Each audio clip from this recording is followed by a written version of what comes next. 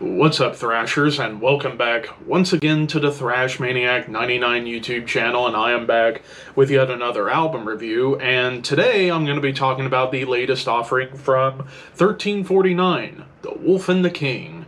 This also came out on October 4th, this time on Season of Mist Records, and this is the band's 8th studio full-length overall, and this is a Norwegian black metal band that formed in the late 90s, and actually this is one of the few Norwegian black metal bands, in particular of the big scene, as there's a fucking gnat flying in here.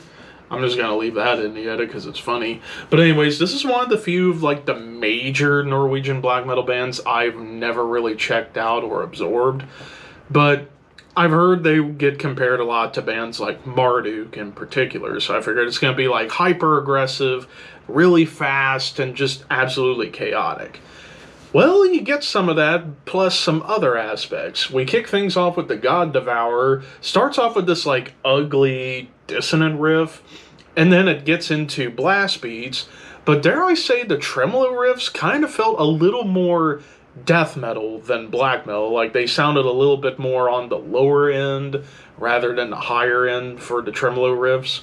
And it's just downright evil sounding. I gotta admit, quite a lot of songs on this album has groove, which black metal and groove, I guess to a lot of the black metal purists, don't like that combination because they think that it's just lame or whatever the hell. Whatever, I don't know what the fuck black metal elitists think, but who cares. But yeah, like a good chunk of this album does have some nice groove going on. And even like chugs that almost border on death metal chugs at times. And there's some melodic riffs that show up here. And then, of course, the drums. I mean, Frost, who's also in Satyricon, puts on a hell of a performance. Like, I will say Frost was like the MVP of this album when it came down to my favorite aspects of it. Then to the song Ash of Ages. The opening riff and groove kind of reminded me a little bit of Behemoth, which again kind of dips a little bit more closer to death metal than black metal. It grooves again, then it kind of turns into a little bit of like a thrash metal song, like you get more machine gun riffs and thrashy rhythms. It blasts, it chugs, then you finally get into some black metal high-end tremolo riffs, but it also does go into like a double time stomp. Shadow Point, one of my favorite openings on the album, with this like evil clean melody, and I love how the blasts and the riffs fade in over top.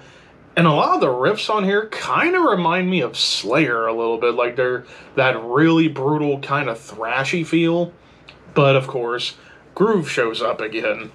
Inferior Pathways, the opening blasts and tremolo riffs on this track actually kind of reminded me a little bit of Sulphur Aeon, which, of course, Sulphur Aeon, I think, is like one of the best upcoming bands in recent years, and it wouldn't shock me if, like, 1349 was like, maybe take a little page out of this German band's playbook and see how it works.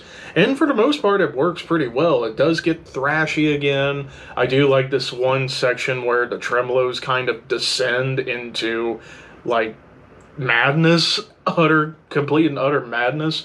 Then we get into the second half of the album, which does kind of taper off a little bit for me. Inner Portal, though it starts off really cool with a cool bass line and atmosphere, evil melodies show up, and then it gets into blasts.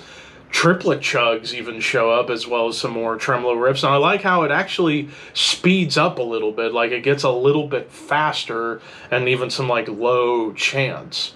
The Vessel in the Storm, more like Slayer oriented thrashy riffs. It's very aggressive, double time and D beats just going absolutely bonkers, blast beats and groove. The song Obscura, evil tremolos, awesome drum work once again from Frost. There's even some like stop and go blast beats, and even gets a bit doomy.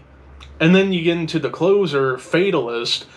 The opening melody on this track was probably the best evil clean melody, or I don't even know, I can't even remember if it was clean. No, it wasn't clean. It was more just like evil and dark, and a little more distortion. Then it kind of gets into like punky beats, but it chugs pretty well. There's some more chants, double time, and then the final tremolo riff leads directly into the solo. Now, the lead work on this album, there's leads on every single song for the most part, I think, except for Inner Portal and the fucking Nat. I think I got him that time. But anyways, so the leads for the most part were very shreddy, some dive bombs. There was only a couple of tracks where the leads do get more melodic, like Inferior Pathways and Fatalist. Those two songs definitely focuses a little bit more on melody rather than shred. Although I will admit, one of the big complaints I had about this album was that some of the shredding aspect does get a little bit sloppy, particularly in Inferior Pathways, like after the melodic lead. The shredding lead that follows, there, I got it that time, was pretty damn sloppy. Like, it just kind of sounded like, but it is what it is. And as far as like any other complaints go, I will say that perhaps the guitar tone was a little bit thin. But then again, the album was produced by Jared Pritchard from bands like Eulogy, Pulchra Morti, and Brutality, legendary Florida death metal guy. He did the production on here, but I think he kind of missed the mark when it came down to the guitars. I do love the drum sound, like they sound natural, they don't sound clicky or too over the top. And then the other complaint I will say is that perhaps they kind of lost a little bit of like the proper black metal feel, like particularly in the tremolo riffs. Like you do get plenty of high-end tremolos, but you didn't get quite enough on here to really call this straight up black metal. Like I would say this was almost like blackened death metal at times, which nothing wrong with that, but considering I was signed up to hear something like a little more akin to bands like Shooter and Gorgoroth and Marduk and Immortal, not really a whole lot of that going on here. So I was left just a little bit disappointed, but what I did get, for the most part, was good. So overall, I'm going to give this a 3 out of 5. It's kind of leaning closer to a 3.5, but this is a hard 3. It's a good album, although I was hoping for more out of this album, but for what I have, or for what I got, this is still good. Nothing more, nothing less.